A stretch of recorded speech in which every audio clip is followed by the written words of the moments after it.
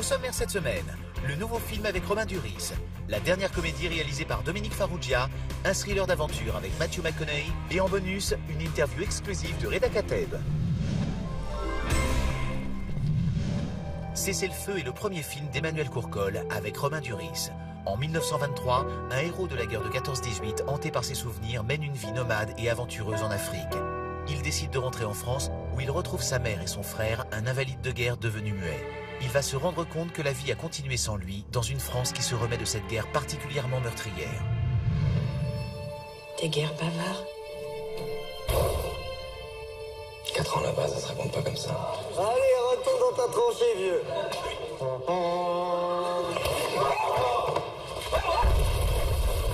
Il aurait voulu qu'on vienne comment?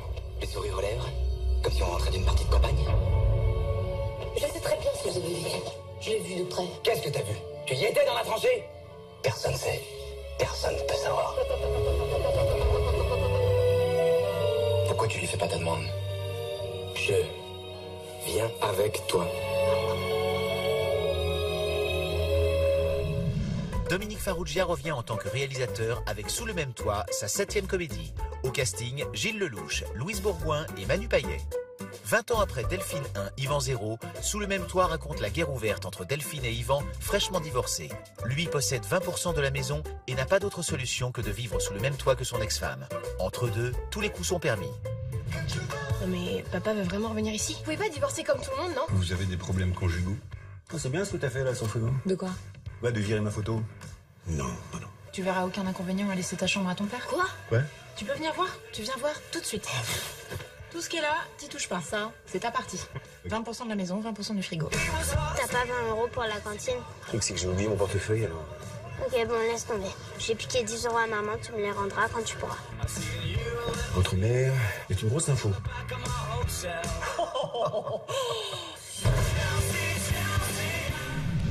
Dans Gold de Stéphane Gagan, Matthew McConaughey est un prospecteur de minerais à la tête d'une société en faillite. Il s'associe à un géologue pour trouver de l'or dans une des jungles les plus denses du monde. Ensemble, ils vont devoir affronter la nature, mais aussi les pires complots des institutions financières de Wall Street. En 1988, j'ai perdu ma maison. J'ai tout perdu. La plupart des gens en auraient crevé, mais pas moi. On a une mine d'or. On a une mine d'or? On a une mine d'or! Nous pensons que vous avez trouvé le plus gros gisement de la décennie. On parle de plus de 30 milliards $. Ça fait quel effet d'être une rockstar? Mais c'est étonnant comment un peu d'or peut tout changer. Je vous enterrerai avec ses mains. Alors, cette réunion, Tu veux la vérité? c'est le FBI. 17 milliards de dollars ont disparu dans la nuit. Également à l'affiche, ce mercredi 19 avril, Life, origine inconnue, un thriller de science-fiction avec Jake Gyllenhaal et Ryan Reynolds sur la découverte d'une forme de vie extraterrestre sur Mars. Mais vie de chien, une comédie dramatique où un chien va se réincarner plusieurs fois dans le seul but de retrouver son maître. 11 minutes, un thriller polonais où vont s'entrecroiser 11 moments de vie de personnages.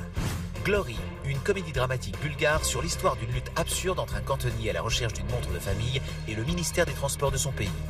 Les Initiés, un drame sud-africain où un ouvrier va découvrir à l'occasion d'une cérémonie rituelle d'initiation un secret précieusement gardé. À vos critiques, la semaine dernière sortait sur les écrans Boule et Bill 2 avec Mathilde Seigné et Franck Dubosc. Qu'en avez-vous pensé? Boule et Bill, c'était bien. C'était drôle. Ça convient à tout âge. C'est pas que pour les filles ou que pour les garçons. C'est juste génial, c'est bien fait et moi j'ai bien aimé. J'aimais bien Boule, il ressemblait à mon petit frère. On a trouvé ça un peu enfantin. Les gags sont plutôt légers. J'ai beaucoup rigolé, j'ai adoré, c'est tout.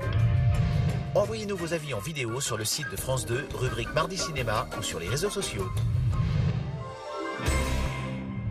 On termine avec le bonus de la semaine. Nous avons rencontré l'acteur Reda Kateb qui nous parle du film Django dans lequel il incarne le célèbre musicien de jazz manouche Django Reinhardt fuyant le Paris occupé par les nazis en 1943. Il partage l'affiche de ce premier film d'Étienne Comard avec Cécile de France. C'est la première fois que je préparais un rôle pendant 1 an. C'est un film qui m'a emmené loin dans un petit voyage personnel.